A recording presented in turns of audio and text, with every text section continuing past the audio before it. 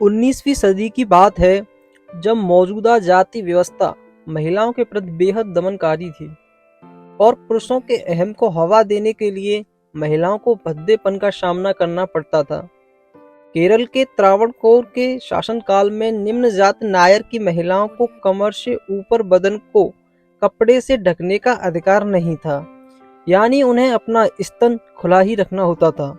ये महिलाएं अर्धनग्न अवस्था में न रहकर यदि कपड़े से अपना स्तन ढकती तो उन्हें ब्रेस्ट टैक्स देना होता था।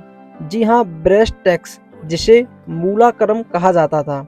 यह बात और ज्यादा शर्मिंदा करने वाली है कि यह ब्रेस्ट टैक्स महिलाओं के स्तन के आकार के आधार पर लिया जाता था। स्तन का आकार जितना बड़ा, टैक्स उतना ही अधिक होता था।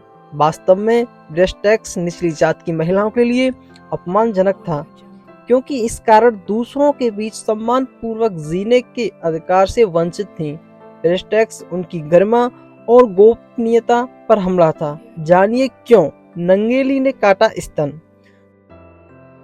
नंगेली और उसका पति एक छोटे से तटीय गांव चेरथला में रहते थे। वे खेतहर मजदूर के रूप में काम करते थे और नारियल के पेड़ों से रस एकत्रित करते थे। नंगेली दलित थी, एजाबाद समुदाय से थी। उसने न केवल अपने लिए बल्कि सभी श्रमिक दलित महिलाओं के लिए आवाज उठाई। उनके विरोध ने उनके क्षेत्र में विद्रोह की चिंगारी जलाने में मदद की। नांगेली ने महसूस किया कि उनके समुदाय के साथ अन्याय हो रहा है। टैक्स के बोझ के कारण उनके पास दिन के अंत में खाने के लिए मुश्किल से मुट्ठी भर चावल का इंतजाम हो पाता था।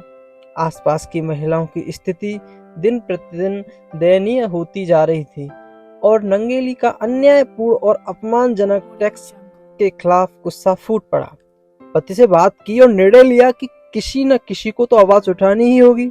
पत्नी ने नांगेली के विरोध में साथ देने का फैसला लिया और अगले ही दिन से नांगेली अपना स्तन ढकने लगी। नंगेली का यह कदम सामंतवादी समाज के पुरुषों को उनके मुंह पर करारे तमाचे जैसा था। बात आगे पहुंची और फिर नांगेली और उसके पति से ब्रेस्ट टैक्स की मांग की जाने लगी। 1 महीने बाद अधिकारी टैक्स लेने घर आ थमके।